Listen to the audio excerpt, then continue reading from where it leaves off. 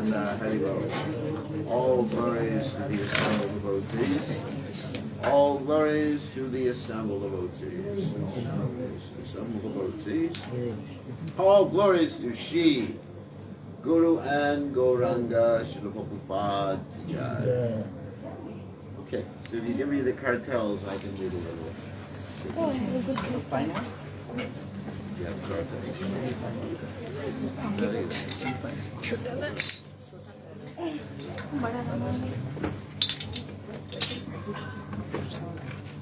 Oh, sure.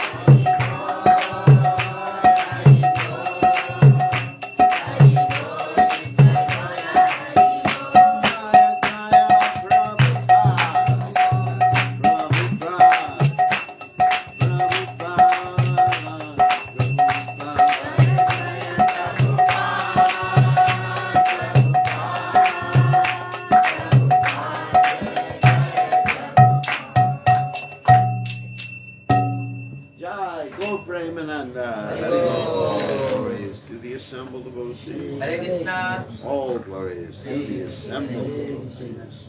All glories to the assembled devotees. All glories to Shri Guru and Gauranga Srila Prabhupada Ki Jai. Nama Om Vishnu Padaya Krishna Prasthaya Bhutale Shrimati Bhaktivedanta Swami.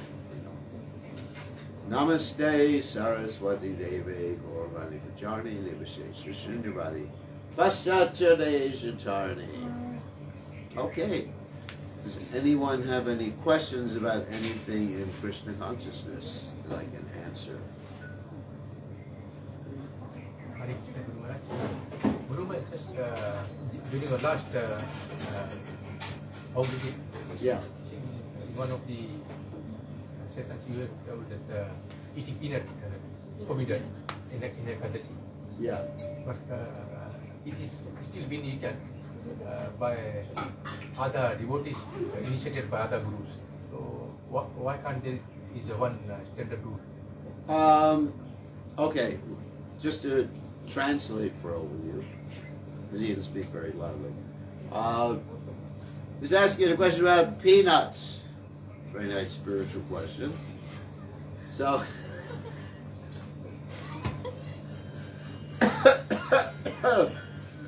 so we have this day called Ekadashi, in which we don't eat any grains or beans, right? Everybody knows about that? Yes. And coming up is Bhishma Panchaka, which you're supposed to, well, just eat cow manure one day, next day milk. Anyway, don't do it. So anyway, so there's this restriction about peas, right? Peas, beans, right? Why are they restricted? Anybody have an idea?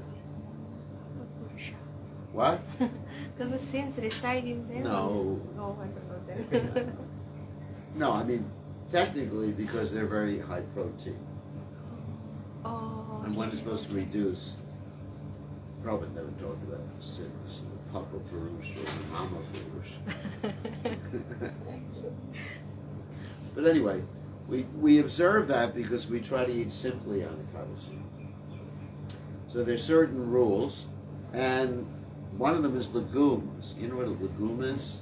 Legumes. Anybody here with some training in plants? Legume? Yes. What is? Here's a. They got noodles in the with the Noodles? nitrogen fixation. Nodules. Nodules, not noodles. Fixation of nitrogen. Yeah, they're nitrogen fixing plants, and they generally is a bean, right? And peas grow.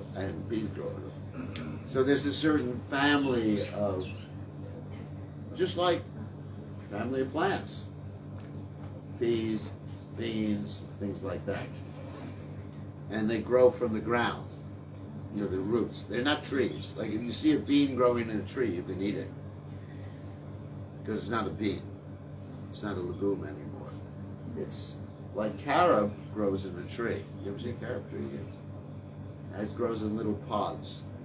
So the restriction is beans, and so technically a peanut is in the same family, isn't it? He's in the business. Underground lake. Yeah, it's the same thing, isn't it? It's nitrogen fixing. It grows in a pod. So, however, many devotees in the past continue to eat it, so I'm not going to find fault with them. I'm not going to find fault with anybody who takes peas. I just don't eat them because they're in the same family as peas and beans. There are, you know, that's called a pea nut. Nuts we can eat because they're in a different family. You can have cashews, you can have walnuts, you can have pecans, you can have almonds, any of those you can have. But, because they grow in the shell anyway. But as far as the other thing, I mean, it's up to you. I'm not going to force a strict standard. Like Prabhupada did eat demons on the Kadasi. But perhaps he was not told that it was actually a Guru who was a pig. Okay. Who has a nice spiritual question? Yes, sir. Well, how can we show compassion through speech? Through speech. Okay. We show compassion through speech by not judging people. Oftentimes, we think we can judge people, call them names. For example, in every religion, they have names for people who are not members of their religion. Those people may be called infidels, kafirs. You ever heard these names before? You're kafir. Or demons. Or what are the names you have? Or karmis, rakshasas, malachas. Every religion has their names for people not members of the religion. And we also have our names for people who are members of the religion. Like sense gratifier. Right? So instead of pinning a name on people, you try to understand what and who they are and what their feelings are and be compassionate for them. That's the point. Don't designate people, don't pin a name on them. See them as individuals. That's the first thing we can do. See everybody as an individual, part and parcel of Krishna, as Krishna says in the Ishopanishad. Yeah. Yastu sarvani bhutani atmani vanupashati sarva bhuteshu chatmanam to yatona vikmukshate. That we generally put labels on people, and these labels separate us from people. They're called designations. The technical word in Sanskrit is upadi. Upadi means a designation. I'll look at you and say, Mr. Yellow Goatee. And then I'll think, put a label on. Crazy. Not crazy, because I told you we're the yellow goatee, but anyway. Crazy. So then someone sees you and they automatically think in terms of those designations instead of approaching you as a person. So instead, we see everybody as a person with similar feelings and needs that we have. Then we can be truly compassionate. So we watch our language, and we're very careful what we say to people. We think before we speak. Every time we speak, we should be thinking, is this helpful to someone, or is it going to harm someone? Like before I tease you, I think, can he take it? And he says, yes. He likes it, because he likes attention. So therefore, I think before I speak. Every time we speak, we should think, is this going to hurt someone or help them? And so we have to understand who we're speaking to and what their mood is, how they're feeling, before we actually speak to them. That's how we control our speech. And we try to speak in such a way to bring people closer to God. Otherwise, it's violence. You know, if I speak in such a way that it takes you away from God. For example, I start talking to you about Bollywood movies. That's violent speech. You know, because I'm taking you away from God. So I will speak to you in such a way that will connect you. I think before I speak. Good question. Okay, who else had a question? Any question from the Shastras? Yes. Gurudev, on your reception, you spoke about women being equal to men, and Yeah. like we are in a habit of always feeling like women are less intelligent and are to be subordinate and submissive to men. But in what context were you speaking? Now I'm going to get in trouble with the men.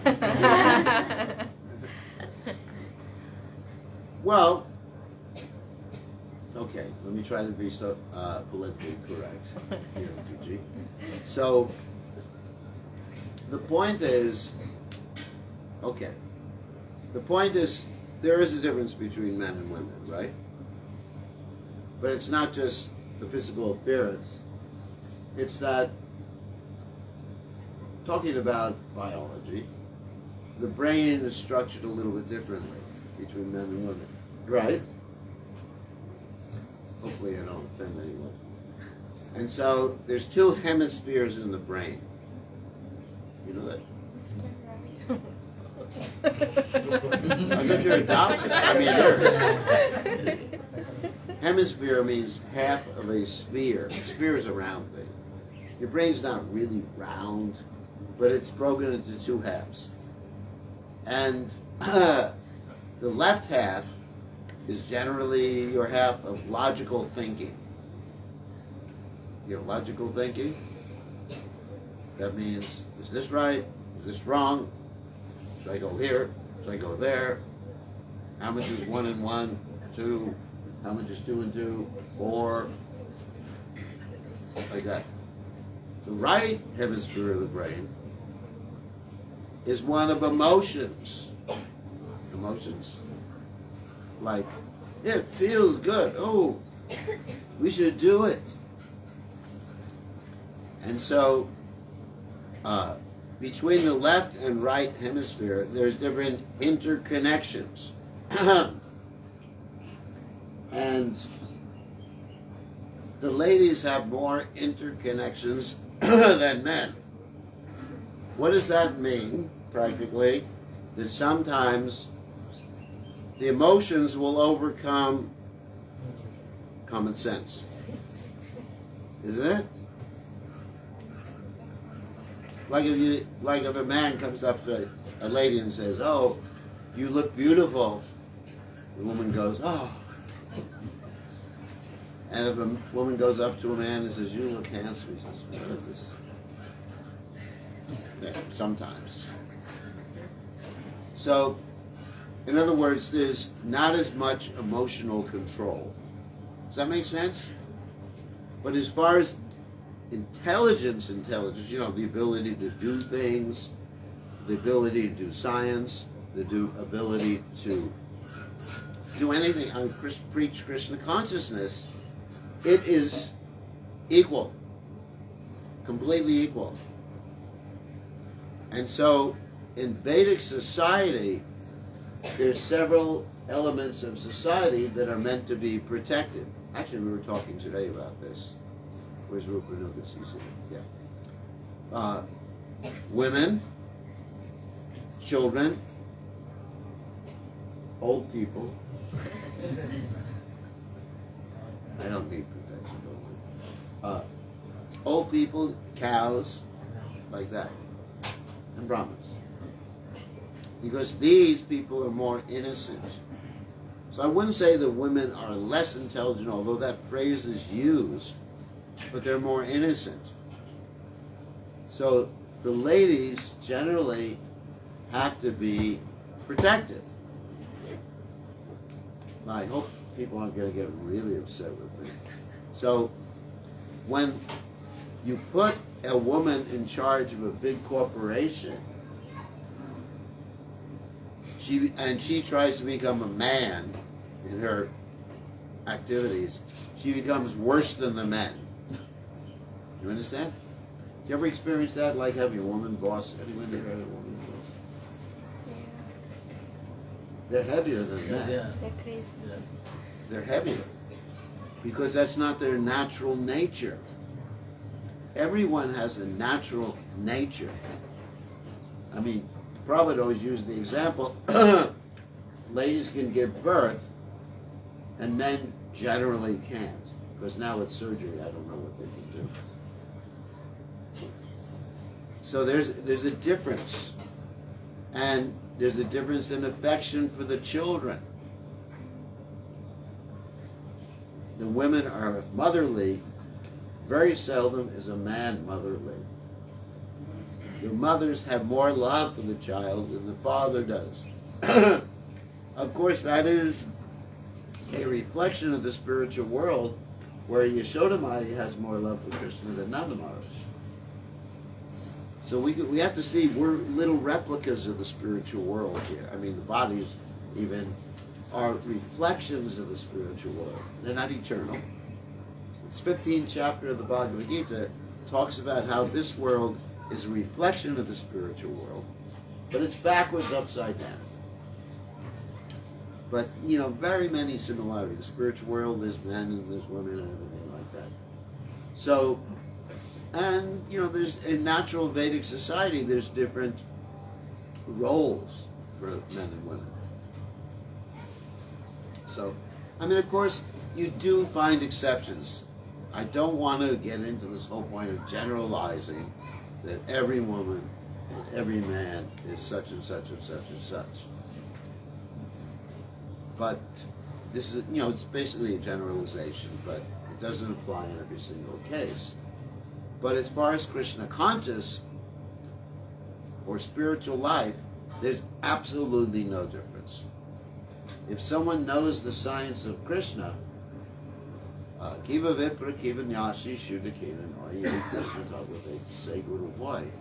That person can be a guru, you know, men or women. It doesn't matter. That's just an external body that you're walking around with. It's like saying someone who drives, let's say, a Toyota can't be a guru. Only a guru is only one who drives a Mercedes. You know, it just really has nothing to do with spiritual life. So you can preach just as well as any of us can. If you learn the philosophy of Krishna consciousness and you become compassionate, and generally ladies are more compassionate than men. Generally, if you go to a religious ceremony in any religion, the majority are women, not men, because they're soft-hearted. If you go to a wedding, all the women are out front and the man in the back doing business. Grog. You tried grog? Yeah. Hope not. You don't drink grog. No, drink kava. I know what grog is, but you don't drink it, do you? No. When you go to weddings, you drink grog? No. That's good. That's good for you. So anyway, teasing. I know he doesn't. But the point is, and the ladies are paying attention to the couple, right? As they get married and they're crying, isn't this sweet? And the men aren't thinking that. They're thinking, when is this thing going to end? Right? It's so long and boring for the men. But women don't get bored during the marriage. It's just like, oh, here's the Mangal Sutra. Here's the 7 steps. Oh, isn't that cute? Isn't that?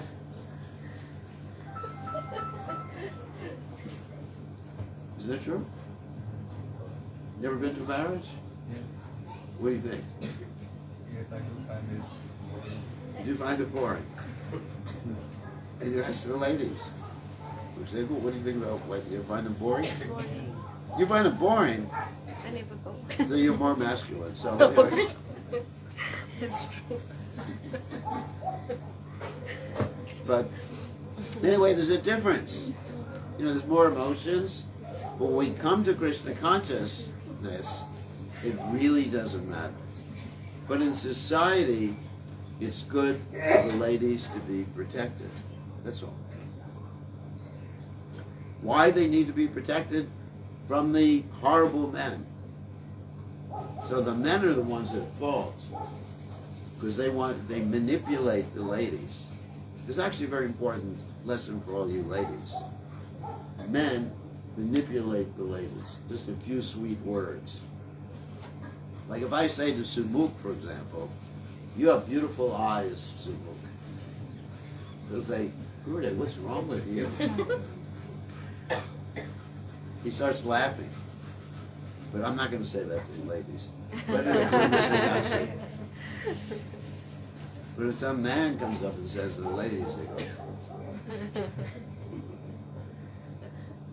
you know, ladies spend more time combing their hair. Sometimes. Ladies generally, they even, like we're talking about pedicures today, right?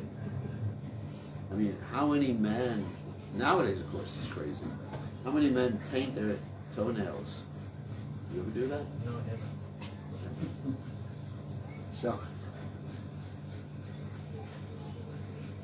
and even the way men dress is more boring except for this guy.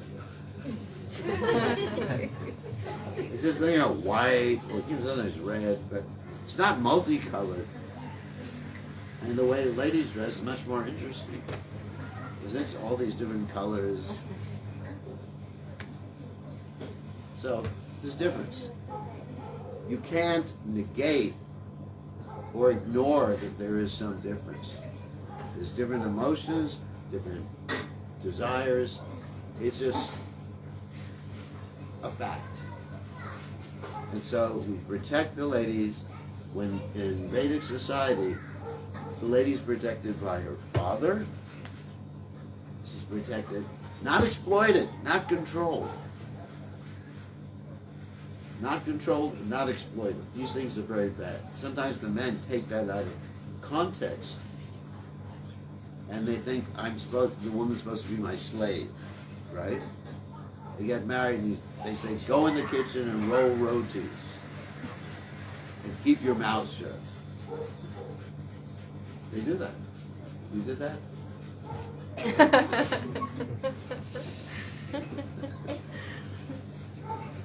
But they, you know, I've seen that again and again. The men have this mentality. Now I have a slave. It's not. Now I have someone I protect, and I facilitate them in becoming God conscious, facilitate them in doing what's in accordance with their nature. If they're by nature business, you know, ladies have varnas also. There's Brahmin ladies. Just like I gave the story the other day. There was a Brahmin lady married to a Vaishya man. Right, you don't get that story. You heard that story, right? Yeah. And she was getting very frustrated with him because he just wanted to make money. And she wanted to chant Hare Krishna. So here you have a lady with different varnas, and men have different varnas. That's why when you arrange marriages, it's good to have similar varnas for a man with a little higher varna. You understand? Otherwise it's a disaster. Imagine someone's married to someone who's Brahminical and their husband is a Shudra. You know, it's not bad to be a Shudra. Anyone can go back to Godhead being a Shudra. I mean, Shabari was a Shudra. Listen, anyone can go back to Godhead. So the husband, he just wants to go to football games. Sorry about that. Prabhu. The husband wants to spend all night long watching rugby games, or he's a boxer. He goes to Boxfit in the morning, and he wants his wife to come with him to Boxfit. You know Boxfit? Across the street from the temple. And she's thinking, my husband's in Maya. So it really doesn't work out well. So women have different varna qualities, different vocations, different avocations, that means hobbies. And men have different, and so marriages have to be arranged properly. That's why in the Vedic system, marriages were arranged. Because when people fall in love, they become stupid. Both men and women become very stupid. just like here in Fiji, you're trying to stop people from taking drugs, right? But did you know when people fall in love, it's just like taking cocaine, and nobody gets arrested. And so they don't have discrimination, isn't it? And so, therefore, the parents' duty is to protect both the children and advise them. And also you have astrology and everything like that. You know, so one has to be very careful with these things. Yes, equality, but difference. You understand? And different roles to play in society. Anyway, I hope that didn't offend anybody. You know, there is equality in Krishna consciousness. I don't personally see any difference, except for in social dealings. That's all. So that was a good question. So in other words, in Krishna consciousness, the sky is the limit. You can become a guru. I need someone to replace me.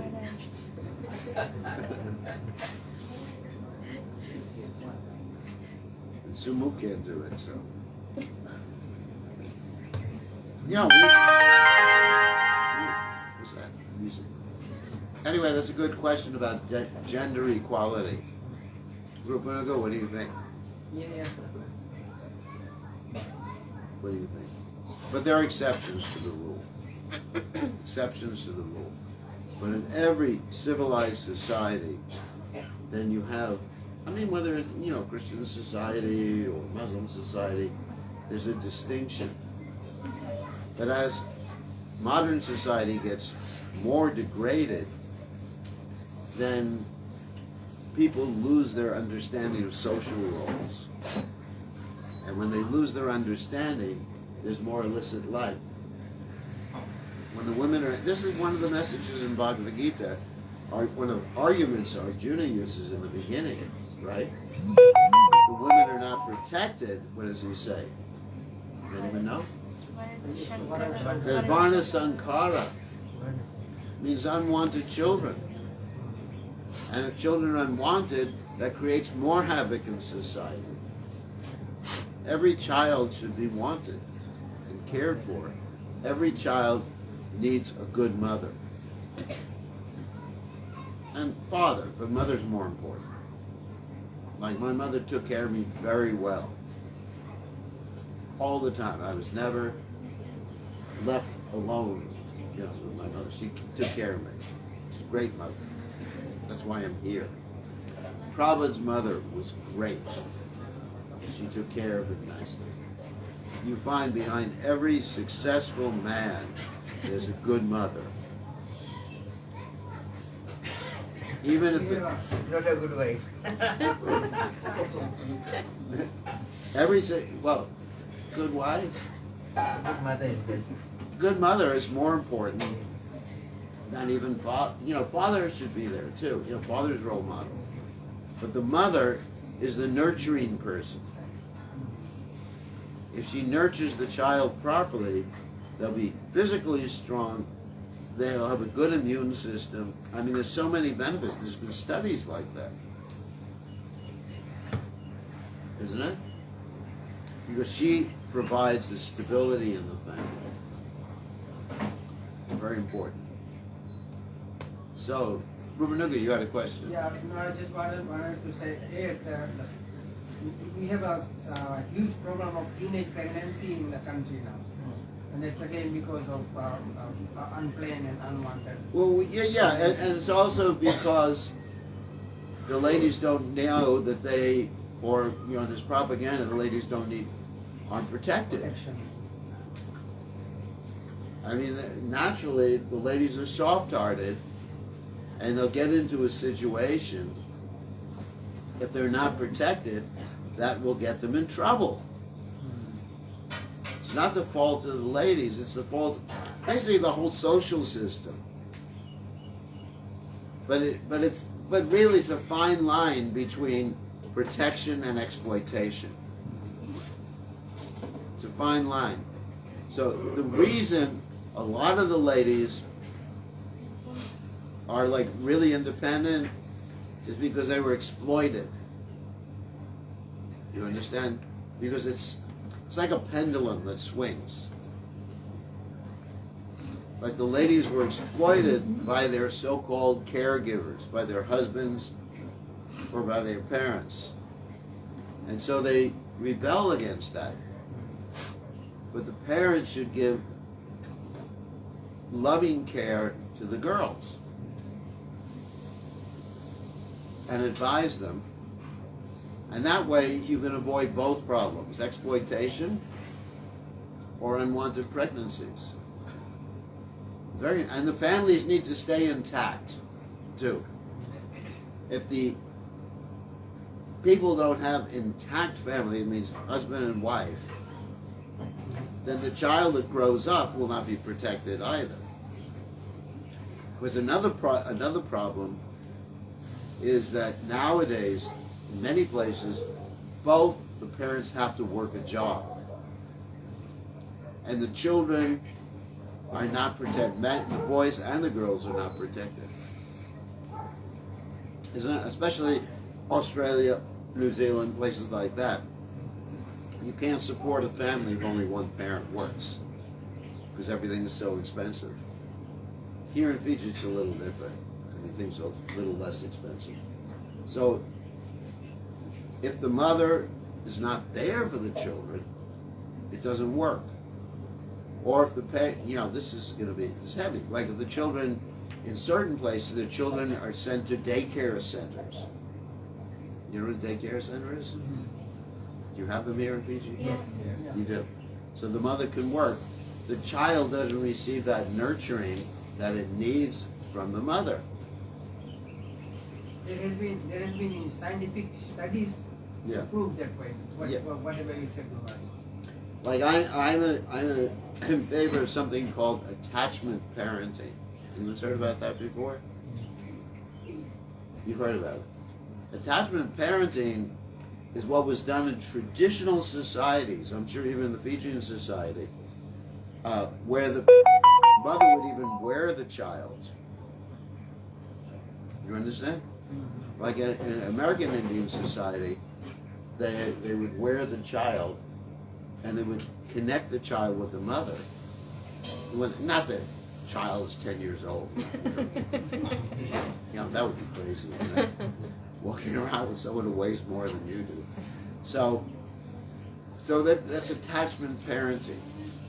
And this way, great love develops between the mother and child. And the child is actually, whether it's a boy or a girl, is actually very attached to the parents in a positive way, not because of fear, but because of love. And that's also why nowadays people are not attached to the parents. Then when parents get old, they just put them in old people's home. They don't take care of them, right? Very common. In the old days, I'm sure Fiji or anywhere else, if your father or mother got old, you take them in and you take care of them. Like you're taking care of your father, right? Yeah. So that's the whole point is intact families, love of mother, a full-time mother. No one else can substitute, maybe the grandmother, but anyway, but really no one else, no nurse or daycare center can substitute for a mother. It's a very important role in society. And that role has been downplayed or neglected in modern society. And so that's Vedic system, and frankly all traditional cultures were like that. The mother was very much respected. Yes, sir. Very happy listening to you. Thank you. Last year we have 852 teenage pregnancies. Yeah, it's a lot. So 12 years, 18 years old has been impregnated by her relatives. Yeah. So question that I'm always worried about, whether these young girls can take care of their, their babies. Yeah, that's a question. Yeah. That's a question. And, you know, there's a statement that it actually takes a village to raise a child. It's not just one person. In traditional cultures, which I was brought up in, because, you know, things were different in the whole world previously. You had, you know, friends, neighbors, relatives, everybody lived together. And it helped. So I don't think the girl alone can do it. I think she requires the help of maybe her whole village, if she lives in a village, or her extended family. We used to live with extended family. Extended families means, you know, not only mother, father, but also grandparents, great-grandparents, auntie, uncle. The families nowadays, I'm talking about modern society, tend to be more nuclear. Just two people. And that's also not really the best recipe. So if you have these girls at, you know, very young age giving birth, no, they're not capable. They're not capable at all. And, you know, sometimes in order to accomplish that, they'll look for another man who will exploit them. You know, and that's not good either. So I think it has to be a community-wide effort to raise the child in that case. It's not just the mother again. Good point. Good point. It's actually a disaster when the women are not properly guided and protected in society, and which is all over the world now. And what you're experiencing here in Fiji is Australia, New Zealand, America, everywhere maybe except for China. China's a really interesting place. We have a lot of our members there. And yeah, I mean, the marriages are still very much intact, and the ladies are protected there. I mean, yeah, there's so much protected that the men are the ones who work. And as far as people who join the Hare Krishna movement, they're 90% women there. Because the men are working. And they're protecting their wives, yeah. So you got certain cultures where there's still a remnant of it, Japan, China.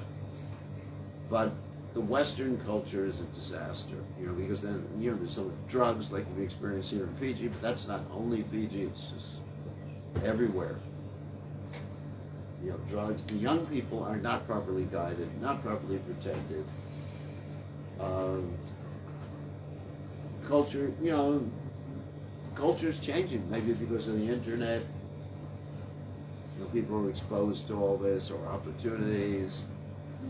It's unfortunate. But traditional culture is always the best thing. And whether you're talking about traditional Fiji culture, traditional Indian culture, they always had the right answers for these things. But because we're leaving, all of us, we're leaving the traditional cultures. Therefore, we have not only that, there's other disasters too, you know, taking place. There's also a lot of spousal abuse, domestic violence. That's increasing tremendously too. And this because of this, you know, cultural. It's cultural. It's not specifically religious, but it's cultural, which is connected to religions in many cases. Every culture.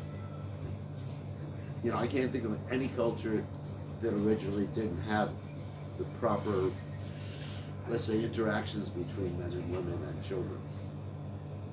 This is the defect of the modern society. I mean, I don't have all the solutions. I wish I did have a solution. I'm just pointing out basically the causes of it. But at least we can, within our own little control group that we can influence, we can talk to people, like I'm talking to these young people here, so they'll understand the importance of being protected, and they'll understand the importance of not taking drugs, not getting into illicit life, following the advice of their elders, isn't it? I mean, and just be careful with every decision you make, especially the ladies. There's so many irresponsible men in society now. you know, anyway, the ladies can be exploited. That's just the nature of the psychology of the ladies. That's just, I can't change it. You know, and it's the way Krishna designed it.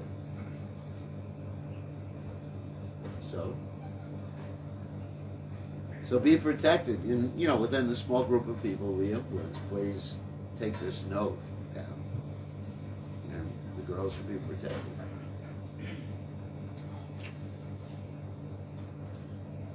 Okay. Heavy question.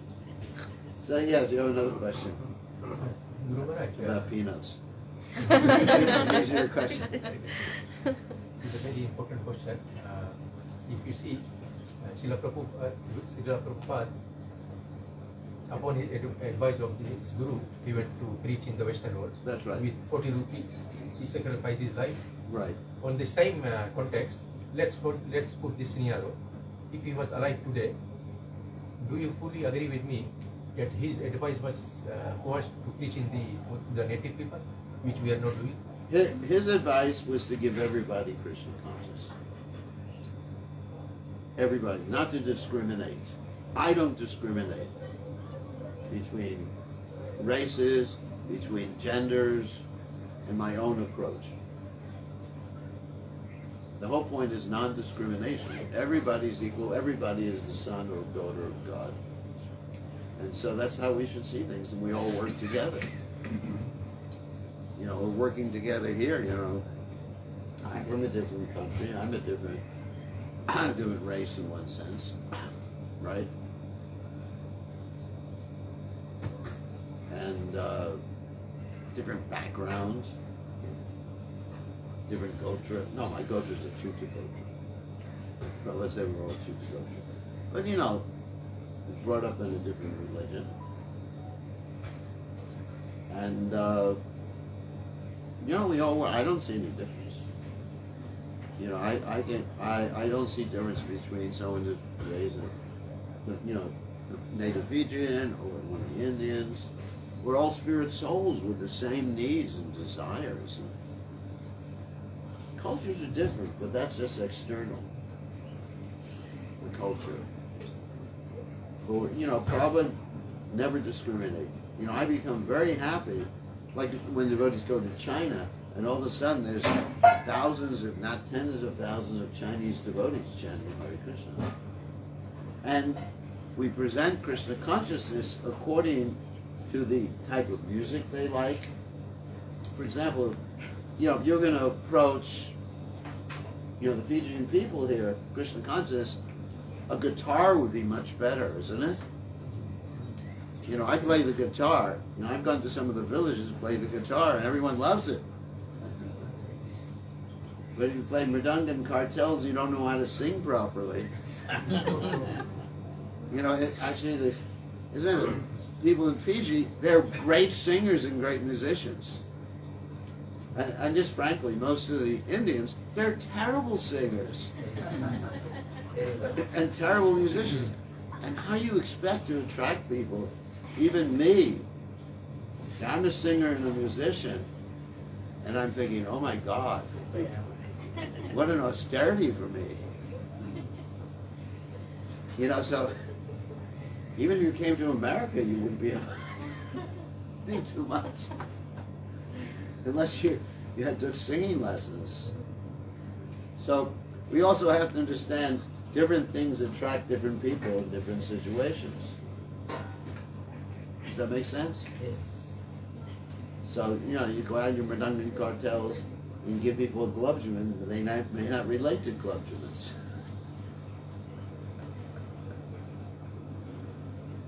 So you go out, you know, you go out with a nice band which rehearse. You understand what I mean? Yes. You rehearse, you have a bass player, you have a guitar player. I mean, it's great. I mean, when I come into Fiji, when they see me, the people who greet me at the airport, you know, with the guitars and everything, they start chanting Hare Krishna. And I think, oh, great, Hare Krishna. So you have to know how to approach people according to their, and what attracts them. So, yeah, maybe you need to use different instruments. Yes, that's a Simple very thing like that. Fully agree. What? Fully agree that we need to have more musical You need instruments. something much more musical, melodic. I mean, I listen to some of the church music here. It's fantastic. You know, if I wasn't already committed, I'd join the church here. I'd be at the Methodist church every Sunday. But I'd spend the last 58 years doing what I'm doing. Because I love music. When I'm, when I go to, sometimes I go to, many times I go to Christian services. There's one group called the Hillsong Church. Anyone's heard of that before? I've been to their programs. I'm up and dancing, praise the Lord with everybody else. Because that I can relate to it much more. So that's just an example how you have to really understand how to present what you're teaching in different situations. You learn the other cultures. And you need the same instrument. Yeah, like if you're going to go to Africa, you use a djembe drum, Yeah. right? I don't know if you ever heard of a devotee named Bhaktacharya Maharaj. Yeah. Okay. Yeah, he went to Africa and he dressed like an African prince. You know, he's Afro-American. Of course, he passed away. And they made him a prince there. And he had so many people chanting and dancing. Understand the culture. You cannot get people in any situation to change their culture. But Krishna consciousness is transcultural. So if we try to impose, like if you all try to impose Indian culture upon people of a different culture, it doesn't work. It doesn't work. You understand? It's really important to understand that. But Krishna consciousness is chanting Hare Krishna, praising the Lord, dancing in ecstasy. Actually chanting any names of God in any religion, that's Krishna consciousness. So, anyways, just a little hint how you can approach. It's not just that you do it, you have to just use your brain. Yeah, like we're in America, you know, when I go to America, the devotees do programs, they all dress in Western clothes, not me, of course. But everybody else dresses in Western clothes. Because we're not trying to convince people to wear dhotis. That's not our objective. Is it? Oh, prasadam. Okay, let's all take prasadam. Jai. On that nice note, all glories to Prabhupada. Jai to Sri Prabhupada ki jai. Go Premanand. Okay.